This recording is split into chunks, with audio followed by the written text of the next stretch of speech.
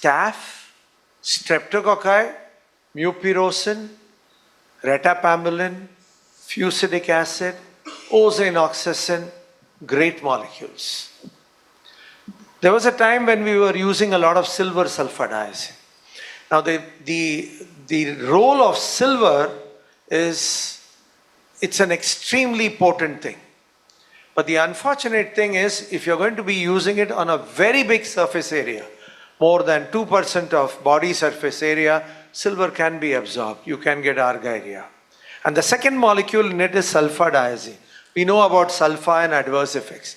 Methemoglobinemia, G6PD, Stevens-Johnson syndrome. So it is a problem. So when you have safer molecules, you think twice before using it, though the spectrum is huge and it is cidal.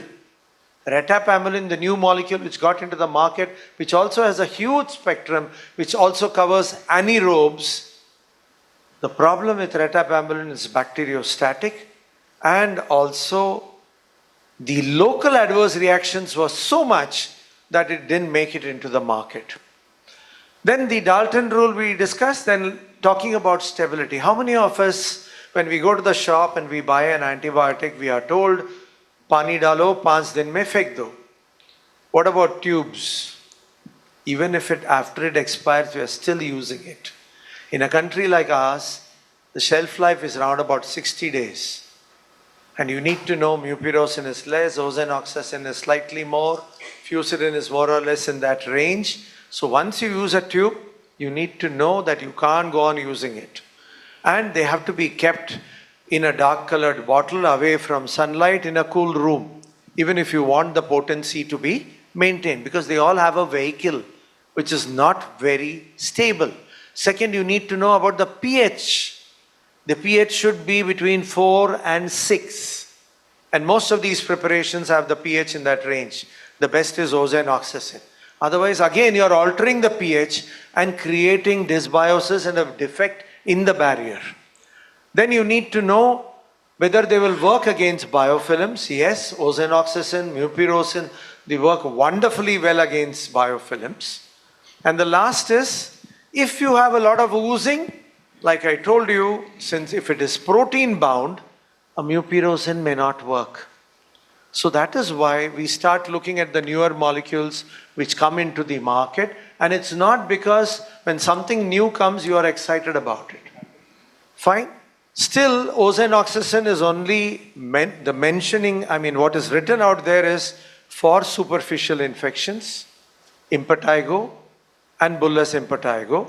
And if you want to prevent spread when you have these folliculitis, because you don't want it going on to form a furuncle or a carbuncle. So the vehicle is very important. So this is what I was trying to tell you about. PEG is an irritant, never on the face. Ointment is PEG. The white soft paraffin is the one that is used for the nose. So the nasal mupirocin or the nasal preparations that are used for eliminating staph is white soft paraffin.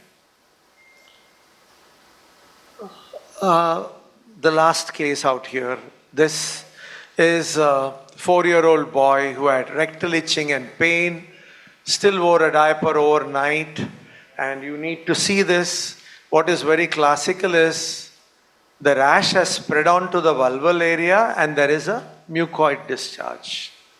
So what are your thoughts on this?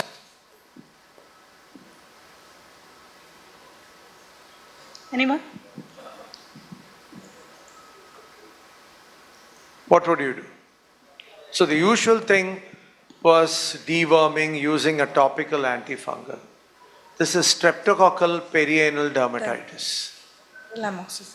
Now this is one place where you can use the rapid test to look for streptococci, and an oral course of amoxicillin is curative.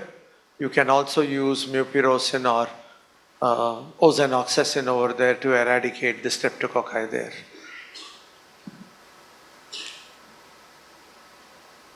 And this is something very surprising. I was going through literature. Is it that everything is being overhyped in our country? It's not so. This is from the Nature scientific reports. There is one more by Dr. Archana and her group That's from the Reddy Company, where they have taken up all the literature about the increasing MRSA in our country, which is both chromosomal, like Sir was saying, inherent, which can be activated, or by plasmid, which can be exchanged. So it is a problem. And when you have any skin lesion which is not responding in 48 hours, start thinking. And ozenoxacin is one brand which is very efficacious because the kill time is within 48 hours. It is a quinolone, but a non-fluorinated. So the side effect profile is almost zero. Penetration is very good in the epidermis, and the kill time is short. So it's something that has to be used when you find results not going on very well.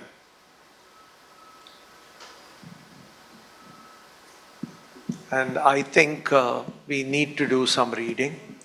The first book is Mancini. It's a great book in pediatric dermatology. It's not at all, it's not a Manovagyanik Dabav when you look at it. It's very easy to read and clippings in it.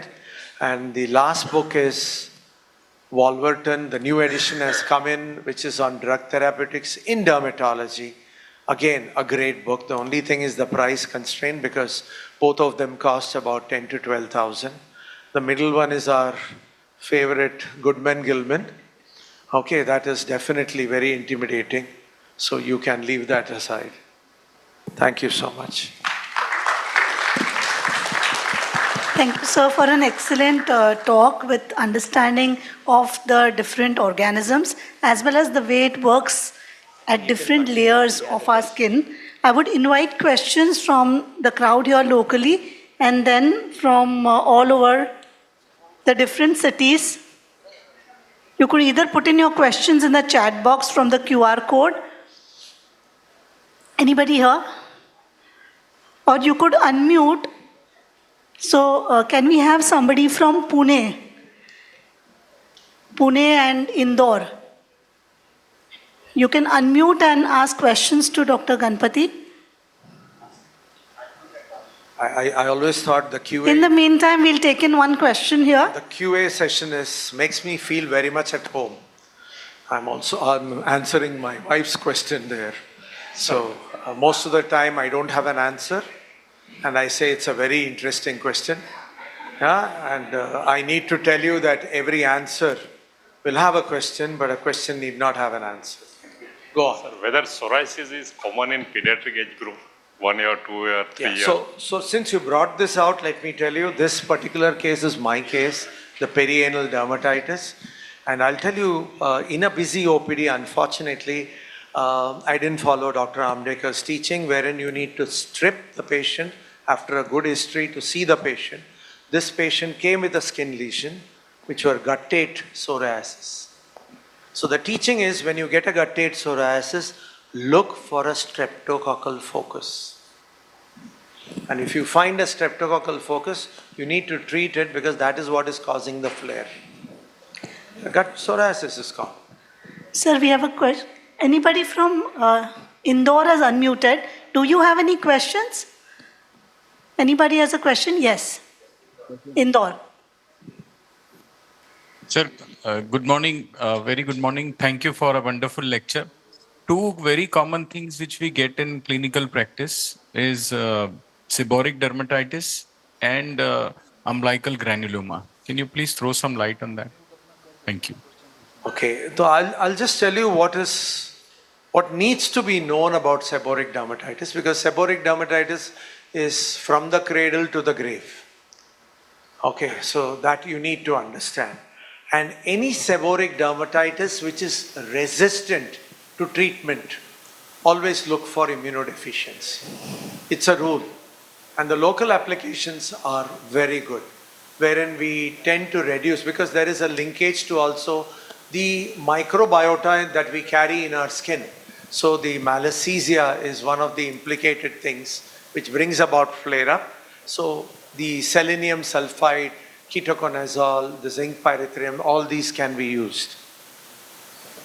Okay, any questions from So that's the way we usually go about it. The only thing with selenium is, see to it that you don't wear any gold when you are using selenium in today's this thing. it damages gold. So selenium is and ketoconazole shampoo is pretty good and they are quite effective. But if you have a resistant seborrheic dermatitis, which is going on, see, always remember, when you get atopic dermatitis, you never get a nappy rash. Atopy and dryness go hand in hand. Seborrheic areas of it, all the seborrheic areas where you have lipophilic microbiota, they are the ones which proliferate and bring about a problem. The second one was an umbilical granuloma. Fortunately, even today, the grandmother's therapy still works. So I don't think I've used a silver nitrate stent, but that salt water, which you keep on the umbilical granuloma, but it should be graded because you can get burns. So you make it graded, use a 30 ml of lukewarm water to which you add a pinch of salt, soak a cotton in it, and then you can keep it on the umbilicus first 5 minutes, 10 minutes, 15 minutes, and usually it goes on. It's something which is very, very effective.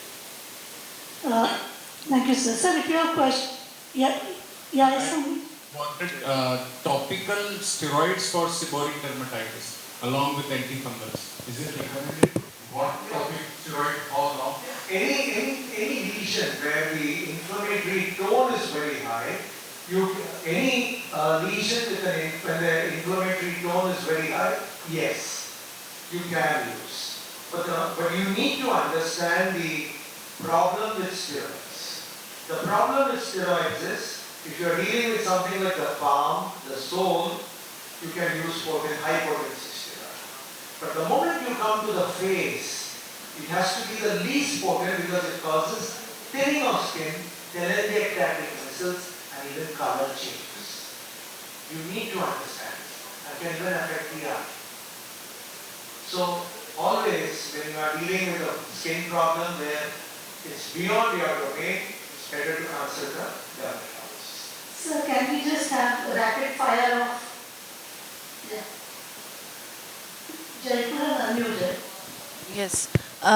Sir, one query from my side from Jaipur. Sir, many children come with chronic urticaria.